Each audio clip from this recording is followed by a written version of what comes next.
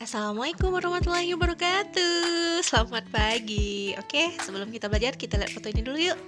Oke, ada Abang Raffi, Uni Zia, Uni Amel, dan Uni Neneng. Kita belajar apa ya sekarang? Kok yang ditampilkan foto mereka, yang lain jangan cemburu ya.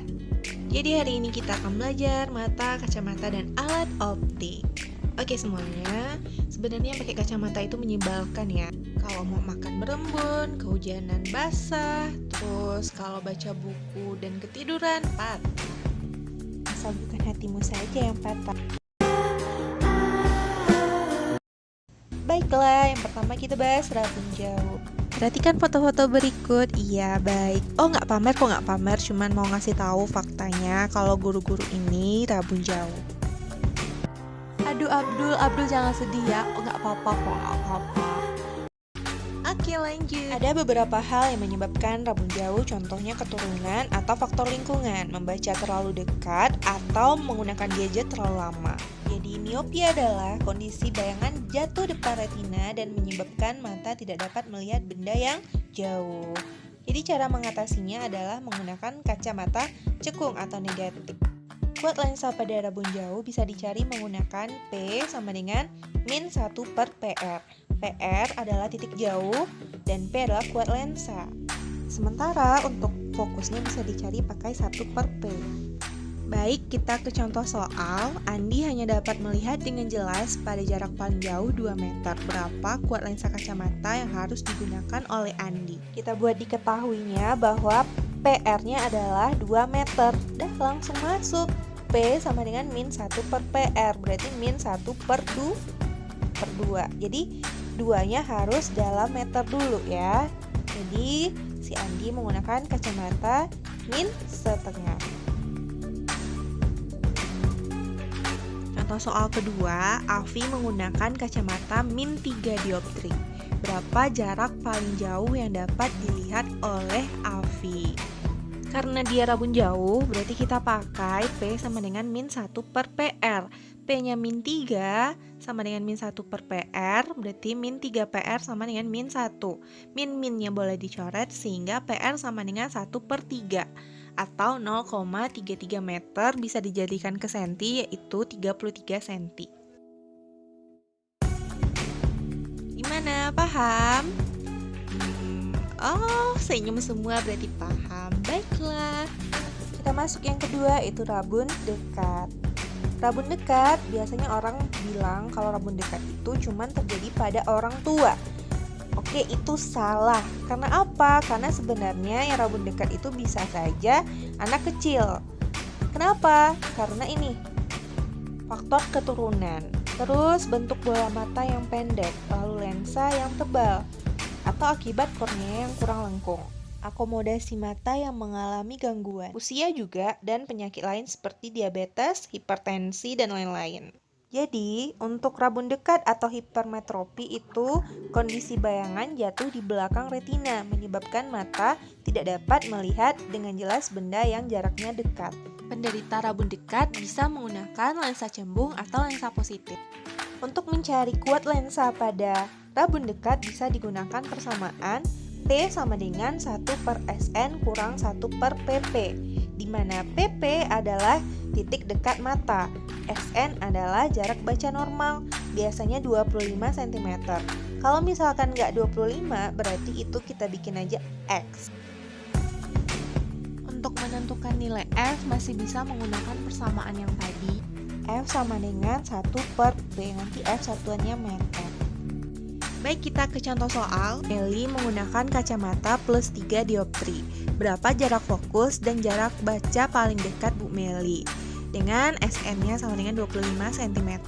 Kita cari menggunakan persamaan F sama dengan 1 per P, berarti 1 per 3, dapatnya 0,33 meter atau 33 cm.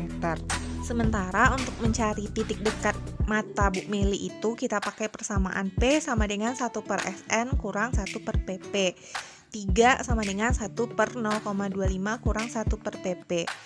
Jadi 3 sama dengan 4 kurang 1 per PP. Jadi itu kita pindah ruas sehingga nanti PP-nya dapat 1 meter atau 100 cm.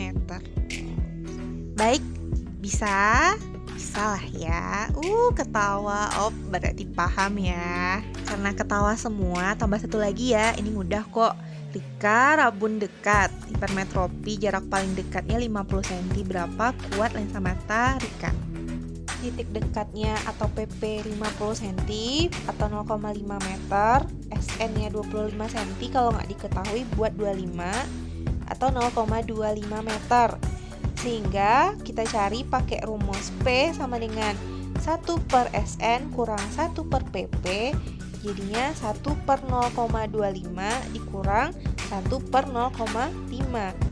Disamakan penyebutnya, jadinya 1 per 0,5 sama dengan 2. Atau boleh juga cari satu-satu. 1 bagi 0,25 itu kan 4. 1 bagi 0,5 kan 2. Berarti 4 kurang 2, 2. Berarti jawabannya 2 dioptri. Plus ya.